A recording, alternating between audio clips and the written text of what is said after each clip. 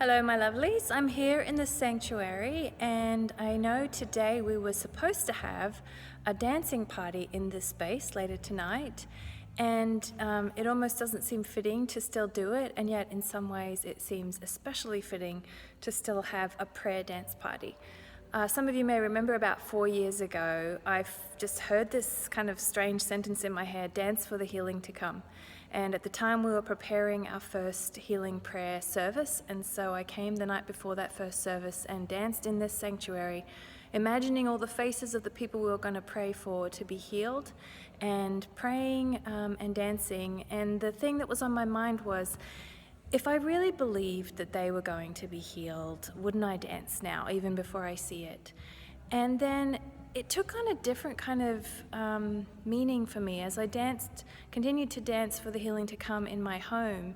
It brought healing to me because dancing actually forces you to get over some of your own baggage with body and sexuality and all that kind of stuff. And all of my fears about myself were kind of brought to the surface, and some of them are being healed.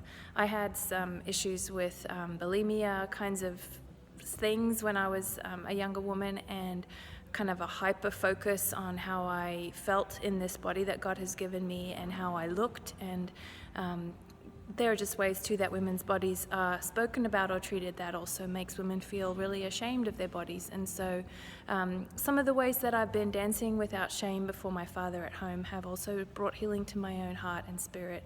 And then when I start to see that happening in my own life, then I want that for everybody. And so the Dancing for the Healing to Come has also been dancing for the healing to come to everyone on the whole planet, that somehow dancing frees us to be just like children before our Father, unashamed. And so I invite you into that with me today. There are ways that this situation around the world is actually giving us more opportunity to reach out to our Father in new ways.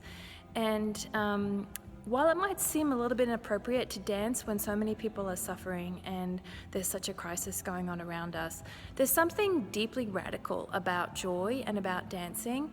Not only does dancing actually give us a really good release for frustration, if you're feeling frustrated right now, either with the pain and the brokenness and the suffering in the world, or just because you're cooped up inside the house, dancing is a really great way to get out that frustration. And something also emerges when we dance. Some kind of little spark of joy inside of us also is given a hearing. Some little playful, childlike part of us is also released to be alive as well, in addition to the grown-up part of ourselves that is watching the news and trying to be very careful at the moment. So I invite you to be a part of the dancing prayer service from your homes, even if we can't do it together. It's very real that we have real hesitations about being foolish, about not having the coolest moves, ways that body image comes into play with dance.